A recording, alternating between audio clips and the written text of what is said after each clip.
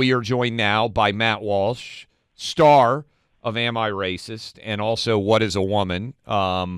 Incredible actor. You actually saw a clip of you explaining before we get into serious stuff that to Ben Shapiro that you thought you were a good actor because basically all acting is pretending, and most kids are pretty good at pretending, which I thought was really a funny way of explaining. But you're not pretending when it comes to the Supreme Court case that was heard yesterday. And so I want to start with this. Were even you amazed at how dumb the questions by Sonia Sotomayor and Ketanji Brown Jackson were to oppose this law in Tennessee? Because I got to be honest with you, I had low expectations, and they managed to be lower than my expectations. Yeah, it is. Well, you expect it to be dumb, but then you're still amazed anew every time you encounter the dumbness. And, not just the questions from, the liberal justices, but the lawyers that were in there for the ACLU and the Biden administration that were supposed to be making their case. I mean, just to see and rather hear them totally fall apart. I mean, there were multiple moments, if you listen even to some of the clips of the oral arguments, there were multiple moments where, just that one moment alone collapses their whole case. There's 60-second bits where you just take that 60 seconds and the whole thing's done just because of that. But that happened multiple times where they basically had to concede some points that they have been some claims that they've been making for years and years. The whole case revolves around it. They've had to concede that, okay, well, actually, that's not true. And once they say that, it's like, okay, well, what are we doing here? What are we even talking about if you guys aren't even standing by this stuff anymore? Matt, a lot of this, as I've seen, and by the way, Am I Racist was fantastic, and What is a Woman was fantastic, and we really appreciate your work on that.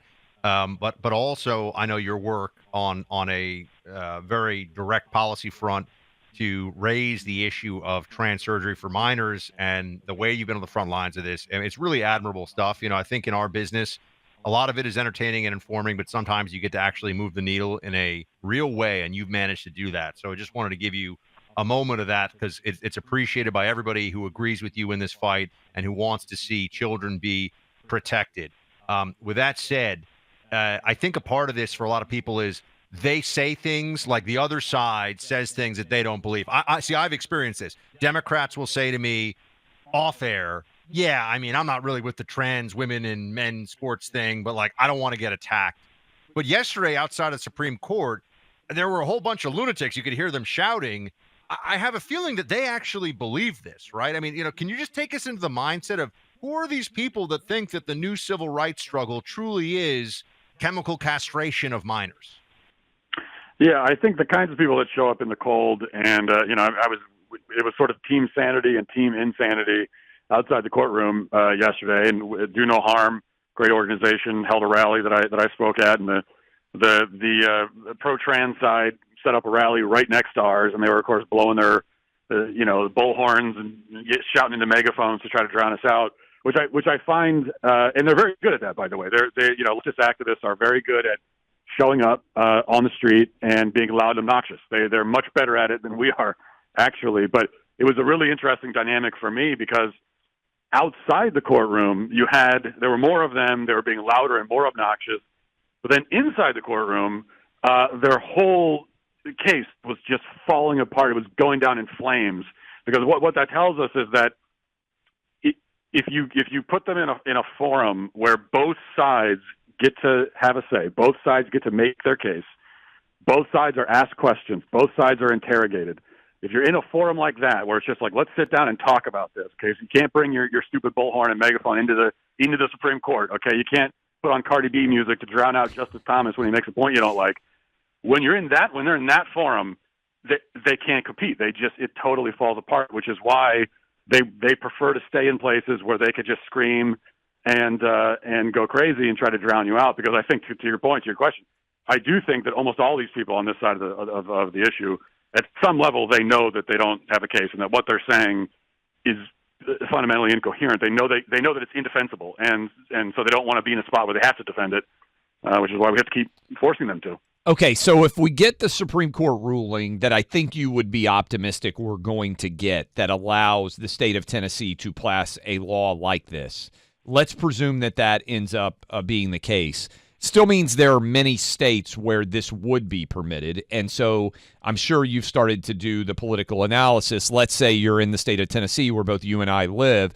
Maybe Illinois is going to have really expansive laws that allow people to travel there for those surgeries. And maybe a clinic opens in Southern Illinois or something like that. Should this be a national law? What do you think the chances are of that passing? And is that the next step here, presuming the Supreme Court says individual states can pass these laws? Yeah, it should be. It should be a national law. It should be a federal ban. That's what I've called on Congress to do, and I think that it's the right thing to do. I believe in states' rights, but that's not absolute. There are some things that no one has the right to do, that no state should have the right to do. And one of those things is to abuse children. I don't think any state should have the right to legalize the medical experimentation on children, the abuse of children, which is, of course, is what this is. So to me, it's obviously morally right. If you get a Supreme Court decision, you're on solid constitutional grounds, of course. And it's a political win for the Republicans, too, because even if they think, well, we don't have the numbers right now, we're not sure if we have the numbers to actually pass a federal ban. I think that they could, that they do. But even if they don't, only one way to find out. And also, you put the Democrats in the position of actually having to speak up and defend the other side of this and explain why, chemical castration of children is a great idea. Put them in the spot of actually having to defend it. Because I tell you this, they don't want to. This is not a fight they want. This is not a conversation they want to have. Most of the Democrats are embarrassed of it. As I said, they know they're wrong. So force them to talk about it. Force them to actually make their case. So I see it as a win-win. Why, Matt? We're speaking to Matt Walsh, his movies, Am I Racist? And What is a Woman? I've seen them both. Clay's seen them both. They're excellent. Also, Daily Wire host, does a great podcast. Matt, why does the left want this so badly? Because to your point, there's clearly this sense of we'll lose the argument if it's a real argument in public, if it's an actual debate. So we have to coerce, we have to sort of undermine in asymmetric ways and use corporate pressure and no accountability and all this stuff. Why does the left want this so badly? Like, why is the trans agenda something that they're willing to go all in on and take real losses, like the they them ad, or she's for they them or whatever? That did have real impact in the election. So why do they want this so badly? Well, I think maybe at a sort of fundamental philosophical level, when you get down to it, this is for me, leftism is all about relativism. That's when you get this discussion of like, how do you define wokeness? And that's how I would define it. It's basically relativism. It's basically the idea that truth is whatever I say it is. And so as far as that goes, if you can establish that we have godlike powers over our own over biology itself, and that's kind of like the ultimate relativistic statement, and you've sort of driven truth and reality out of the public sphere. So I think on the deepest philosophical level, that's probably what they get out of it. But I also think that I'm not sure how badly they do want it anymore. I think that at least, the activists are one thing, but Democrat politicians, you look at what happened just during this last presidential campaign. Kamala Harris, as you point out, Trump was hitting her on the trans stuff, and rightly so. Kamala was not out campaigning on this. It seemed to me she didn't really want to talk about it. And so I think for a lot of Democrat politicians, they kind of got in too deep on the trans stuff. And I think they're probably deeper than they wish that they were. 5-6 years ago was a winning political issue. And so they just embraced it and said, okay, we're winning on this. It's not a winning issue anymore, not anywhere close to it. And I think that they just want it to go away, that they don't want to talk about it. Well, there's one way to make this go away, and that's to protect kids, to ban this nationwide. And then we can all move on. And then we don't have to talk about at least that part of the problem anymore.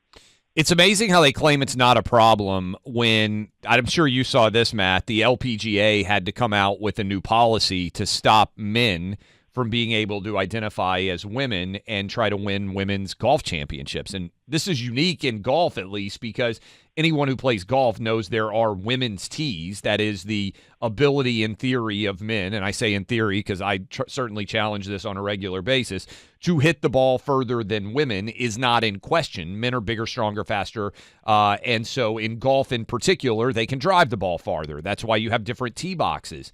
But embedded in the LPGA rule even is something that was being debated yesterday, and I don't know if you've dove into this yet, but it says you have to play as the gender you're born as unless you undergo these treatments pre-puberty, which actually just encourages these treatments, right? Because then people say, well, I can't be a real woman unless I start this at 10 or 12 or 13 years old. Yeah, I think you're exactly right. And I know there are conservatives who are kind of celebrating this decision by the LPGA, which on the surface, it's, first of all, I don't give anyone credit for being right about this, especially, years after the fact. But it does seem it's a better policy than what there was before. But I think you're right that you have to look for those little loopholes that they put in there. And if you're saying that, well, if you go through male puberty, then you're not eligible, then yes, that becomes an argument that trans activists, I'm sure, have already taken. And they're going to say, well, see, there you go. That's why we got to start drugging the kids much earlier. So I don't know if that's the result they intend, but that is the kind of precedent you set up, and which is why you don't need the policy should be pretty simple. It doesn't matter puberty, this, that. If you are a male, it means you're not a woman. It means you don't belong in the women's league. Period. End of story. Let's move on. Matt Walsh, everybody. Matt, again, great work. Appreciate you making the time for us today. And anytime you want to come and chat with us about this or anything else, always welcome. Appreciate it, guys. Thanks a lot. All right, my friends. Look, the holidays can be especially difficult for children who have lost a mother or father in the line of duty. When Sergeant Stephen Splann suffered a heart attack while on fire duty, you were there to lift his family during the Tunnel to Towers Foundation's Season of Hope. With your help, dozens of families like his are receiving the gift of a mortgage-free home or a specially adapted smart home this holiday season. Through Tunnel to Towers, heroes and their families who have sacrificed so much for us are having the burden of a mortgage lifted off their shoulders and a place to call home. Your gift to the foundation during this Season of Hope may be the most meaningful gift you give this holiday season. Your kindness will bring help and hope to heroes and their families who are so deserving of our gratitude. Donate $11 a month to Tunnel to Towers at T2T.org. That's T2T.org.